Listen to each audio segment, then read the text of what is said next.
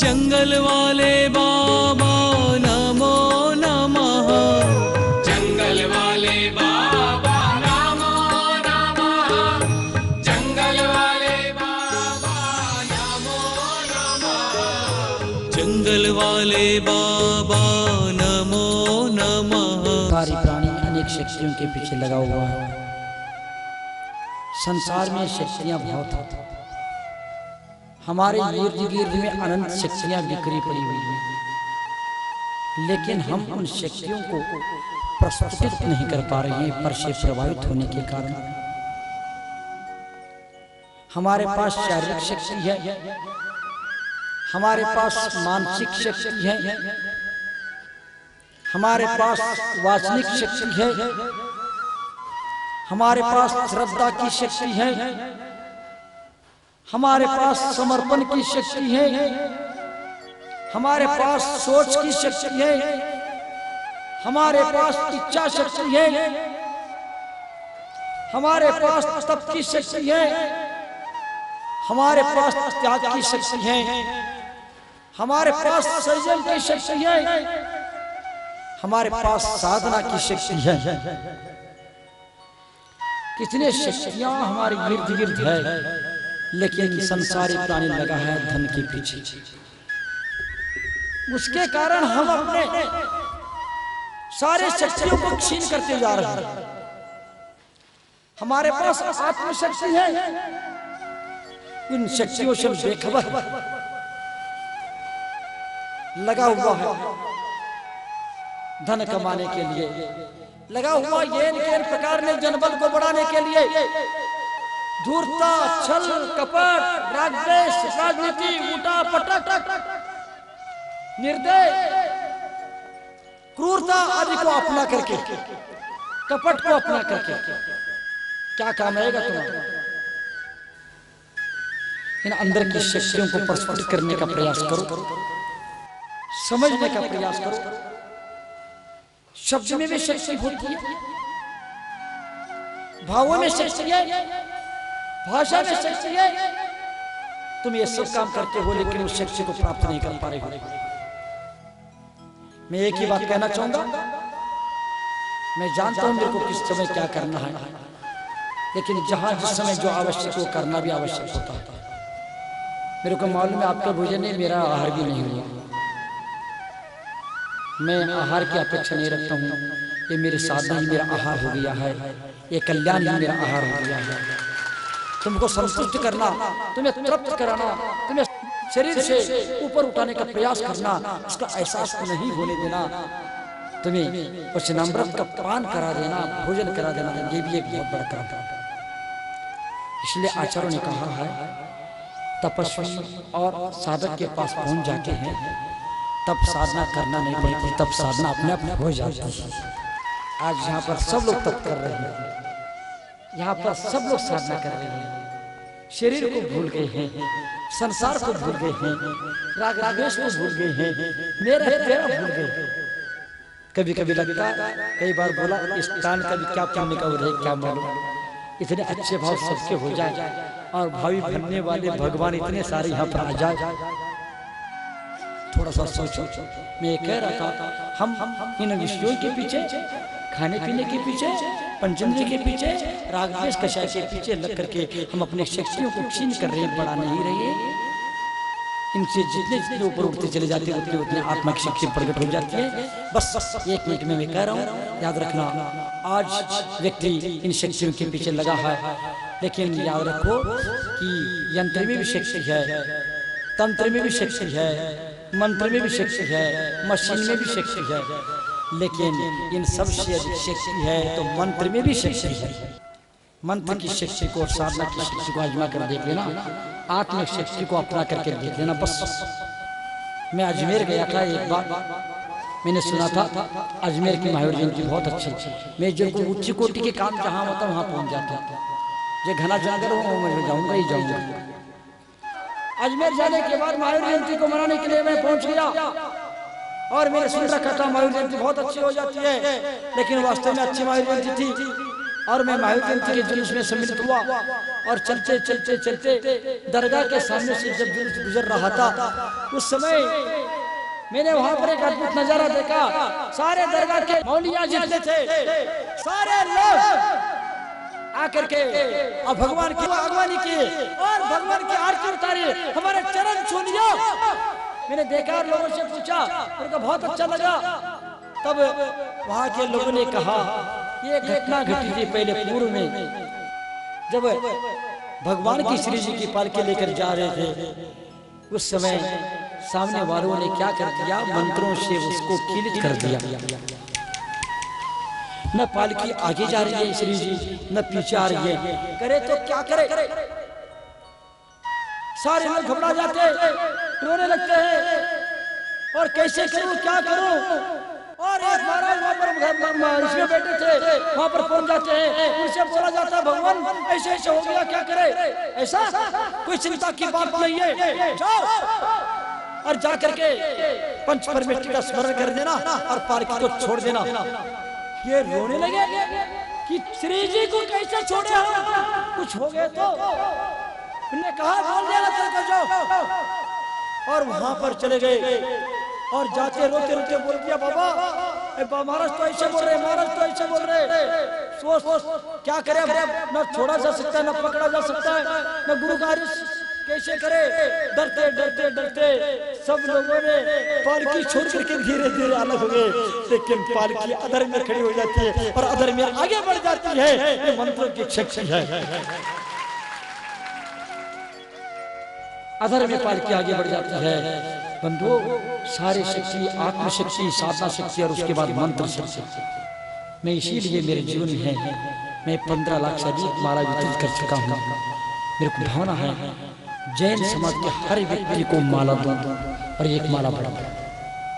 मेरे जीवन में करोड़ों लोगों को माला देने की भावना है। इतना ही नहीं, जो मास में त्याग करता है उन भावी भगवान, चाहे भील हो, चाहे बंजारा हो, चाहे गुजर हो, चाहे मीना हो, सबके लिए एक माला देकर के जंगल वाले बाबा माला फेर ले।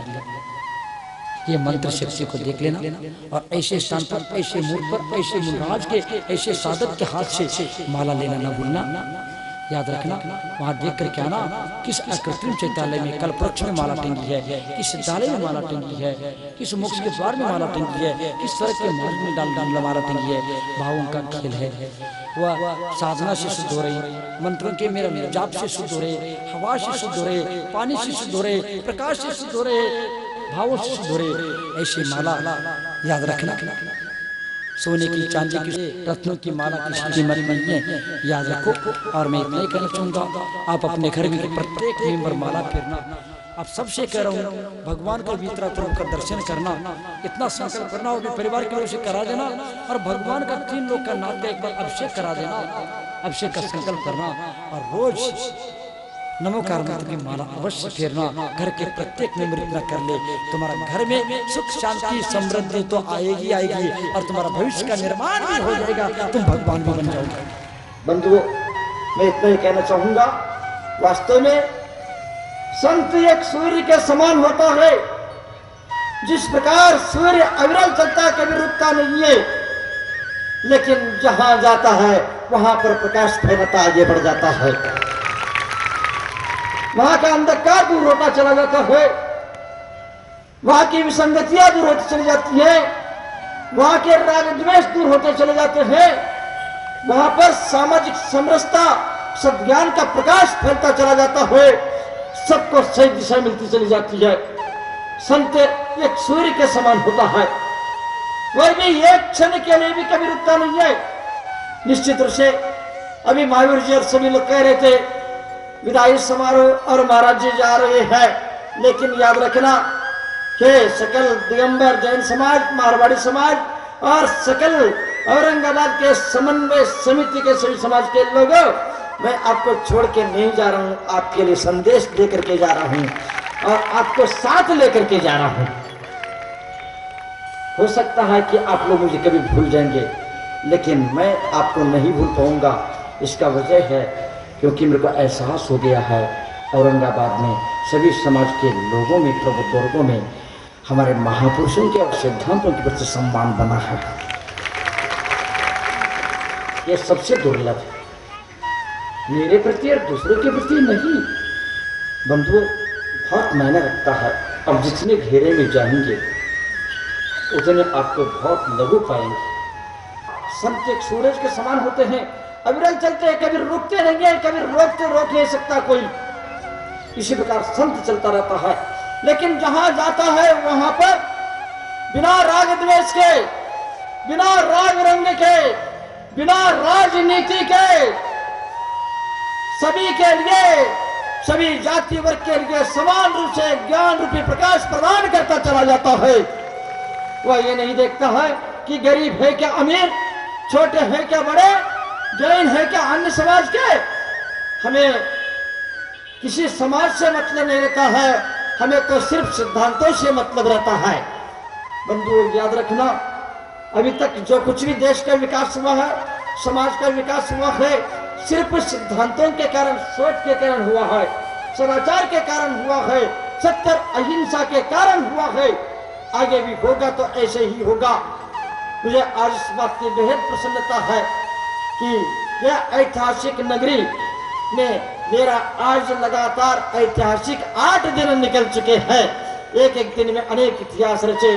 बंधुओं, संत एक सूर्य के समान होता है और वह कभी सूरज भेदभाव नहीं करता, किसके ऊपर प्रकाश, किसको प्रकाश देना नहीं देना। इसी प्रकार संत बिना भेदभाव के समान रूप से सबको ज्ञान प्रकाश प्रदान करता चला जाता है। संत सबका होता है, संत के ऊपर सबका अधिकार होता है। किसी एक जाति का, किसी एक वर्ग का, किसी एक व्यक्ति विशेष का अधिकार नहीं होता है। मैं भी इतना ही कहना चाहूंगा बंधुओं, संत वह होता है अपमान और सम्मान से कभी प्रभावित नहीं होता, समान भाव रखता है। संत वह होता है जो सबके लिए साधना करता है। संत वह होता है जो सबके लिए सब कुछ सहता है, कुछ भी सहना पड़े। यदि सबका भविष्य बनता है, हे औरंगाबाद के लोगों, अब तैयार रहना समग्रता के साथ देश उत्थान और समाज उत्थान काम के लिए, सत्य अहिंसा सन्मार्ग के लिए समर्पित रहेंगे। सबके भविष्य के जीवन के निर्माण के लिए आप समर्पित रहेंगे। आप जब आप हमें याद करेंगे तब तक मैं आपके सबके पास पहुंच जाएगा। चिंता नहीं करना। मुझे पैसा नहीं चाहिए, मुझे सम्मान नहीं चाहिए, मुझे सबका भविष्य का निर्माण चाहिए। देश का निर्माण, समाज का निर्माण, प्रत्येक प्राणी मात्र का जीवन का निर्माण चाहिए। इससे बढ़कर के जीवन में क्या उपलब्धि हो सकती है? हम कुछ भी, किसी को भी उपलब्धि मान ले, लेकिन मैं उसको उपलब्धि नहीं मानता हूँ। मैं उसको उपलब्धि मानता हूँ यदि गरीब भी आता है, दीन दुखी भी आता है, तो आज वो संतुष्ट होकर के नहीं जाता, होता है क्या नहीं, संतुष्ट होकर के जाता है क्या नहीं जाता। यदि वो संतुष्ट होकर के जाता है और सन्मान पर लग जाता है तो मैं उसको उपलब्धि मानता हूँ। मैं फोटो निकालने को और इसको नहीं। बंधुओं, मेरा जीवन अलग है, मेरी सोच अलग है, मेरी भावना अलग है, मेरी मानसिकता अलग है, मेरी साधना अलग है। मैं उसको नहीं उपलब्धि मानता हूँ। मैं दीन दुखियों को दुख दर्द दूर करके किया कि नहीं किया। यदि समान रूप से मैंने करुणा और दया का बारिश किया क्या नहीं किया। मेरे मन में कहीं राग द्वेष आता है तो मेरे को रात में नींद नहीं आती है। बंधुओं, जीवन जीवन होता है, हमें जीवन का निर्माण करना है। सबके जीवन निर्माण में सहयोगी बनते हुए अपने जीवन निर्माण को भी गौण नहीं किया जाता है। और राग द्वेष करके अथवा भेदभाव करके हम दूसरों का जीवन निर्माण नहीं कर सकते हैं। और उनका हो या न हो, लेकिन हमारा जीवन तो बर्बाद हो जाता है। बंधु, हमें समझना है, हमें सबको ले जाना है। हम सब धर्म कर रहे हैं, धर्म करना अनिवार्य है। मैं सोचता हूँ यदि मेरे निमित्त में एक क्षण के लिए भी आने वालों का भविष्य का निर्माण हो रहा है कि नहीं हो रहा, यदि जीवन निर्माण हो रहा है कि नहीं हो रहा है तो मेरे को संतुष्टि मिलती है, मेरे को शांति मिलती है, मेरे को रात में शांति से नींद आती है, अन्यथा नींद नहीं आती है। यदि एक व्यक्ति भी किसी काम के लिए आया था और उनका काम मैं नहीं कर पाता, उनको दिशा नहीं दे पाता, व्यस्तता के कारण, बड़े कामों के कारण, तो मेरे को बेचैनी होती है। जब तक उनसे दोबारा नहीं मिलता, जब तक उनको बुलाता नहीं है, जब तक उनको आशीर्वाद और स्नेह बरसाता नहीं है, सन्मान पर नहीं लगाता, तब तक मेरे को शांति नहीं मिलती। जंगल वाले बाबा नमो नमः, जंगल वाले बाबा